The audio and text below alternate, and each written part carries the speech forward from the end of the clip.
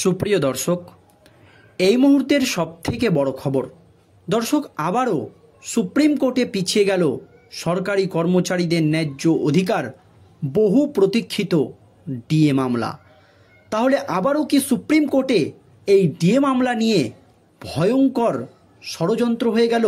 ঠিক কী কারণে সরকারি কর্মচারীদের ন্যায্য অধিকার এই ডিএ মামলাটি আবারও সুপ্রিম কোর্টে পিছিয়ে গেল?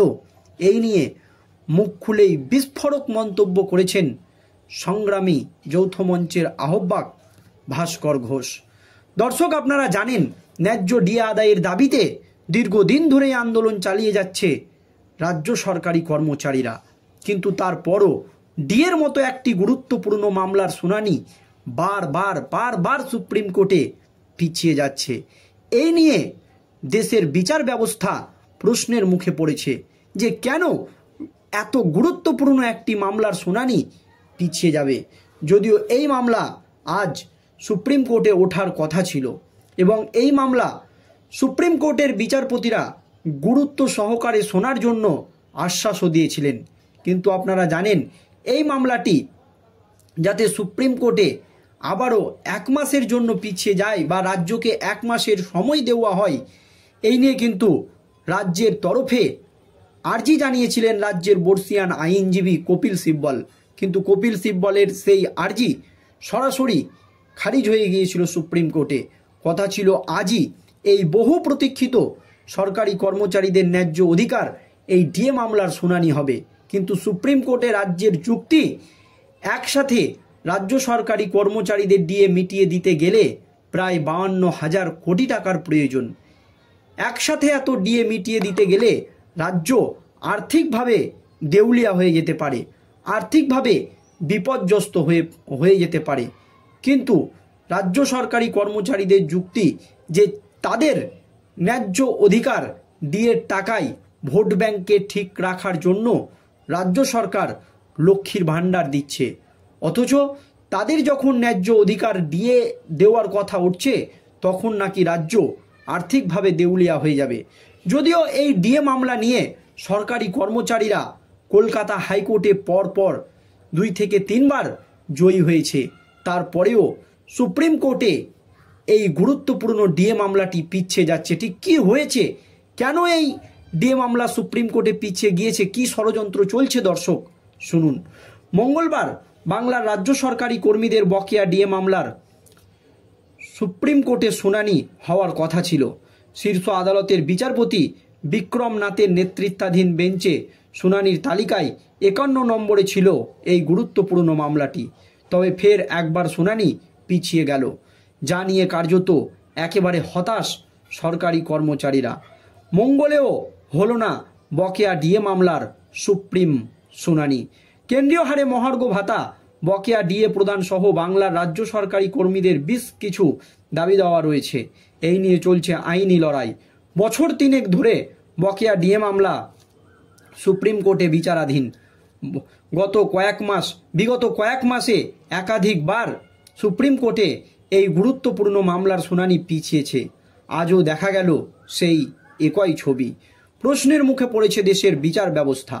বিচারপতি নাথের নেতৃত্বাধীন বেঞ্চের শুনানির তালিকায় 51 নম্বরে ছিল বাংলার রাজ্য সরকারি কর্মীদের বকেয়া ডিএ মামলা।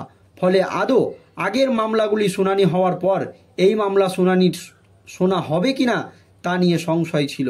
ফের একবার শুনানি পিছিয়ে যাওয়ার আশঙ্কা করেছিল অনেকে। দিন শেষে দেখা গেল সেই আশঙ্কাই সত্যি হয়েছে। পিছিয়ে গিয়েছে এই মামলার সুপ্রিম শুনানি। পরবর্তী শুনানি কবে হবে সেই দিনক্ষণ এখনও কিন্তু জানানো হয়নি। তাহলে কি সত্যি সরকারি কর্মচারীদের এই ন্যায্য অধিকার ডিএ মামলা একেবারে কমায় চলে গেল? ন্যায্য ডিএ আদায়ের দাবিতে যে সরকারি কর্মচারীদের দাবি তা কি কোনোদিনও পূরণ হবে না, নাকি এইভাবে আরও এই গুরুত্বপূর্ণ মামলার শুনানি পিছিয়ে যাবে? এই নিয়ে বিস্ফোরক মন্তব্য করেছেন ভাস্কর ঘোষ।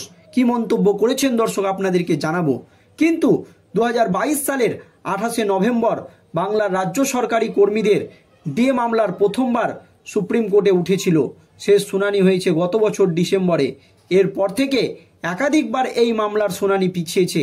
গত 25শে মার্চ বিচারপতি সঞ্জয় করল এবং বিচারপতি মনোজ মিশ্রের বেঞ্চে এই মামলা খানিকটা শোনা হয়েছিল বা খানিকটা শুনানি হয়েছিল। এরপর আজ ফের শুনানি হওয়ার কথা ছিল, তবে সময়ের অভাবে শুনানি পিছিয়ে যায় বলে খবর। উল্লেখ্য, বাংলার রাজ্য সরকারি কর্মীদের বর্তমান জ্যেষ্ঠ বেতন কমিশনের অধীনে 18% হারে ডিএ পাচ্ছে। কয়েক মাস আগে রাজ্য সরকার 4% হারে মহার্ঘ ভাতা বাড়িয়েছে। তা সত্ত্বেও কেন্দ্রের সঙ্গে রাজ্যের ডিএর ফারাক প্রায় 37% রয়ে গিয়েছে। কেন্দ্রীয় সরকারি কর্মীরা যেখানে 55% হারে ডিএ পাচ্ছেন, সেখানে রাজ্য সরকারি কর্মীদের দেওয়া হচ্ছে মাত্র 18% মহার্ঘ ভাতা। আর এই নিয়ে মুখ খুলেই বিস্ফোরক মন্তব্য করেছেন ভাস্কর ঘোষ।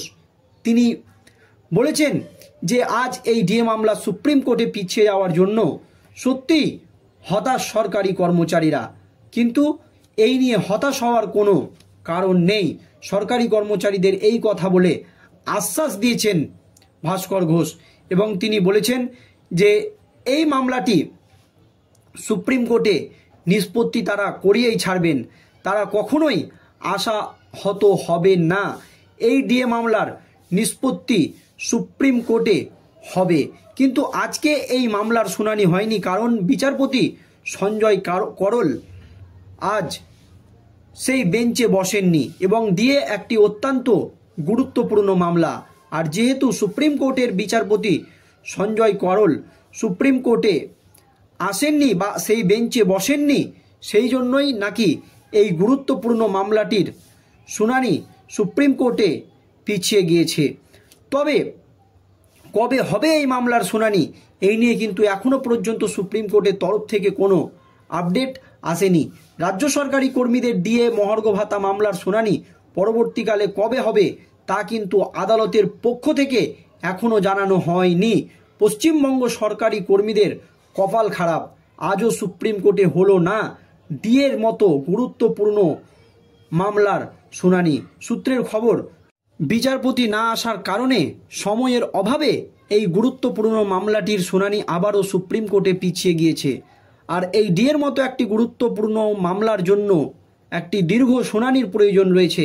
2022 সালের 28শে নভেম্বর সুপ্রিম কোর্টে প্রথম উঠেছিল রাজ্য সরকারি কর্মীদের এই ডিএ মামলা। যে মামলা শেষ শুনানি হয়েছিল গত বছর ডিসেম্বরে।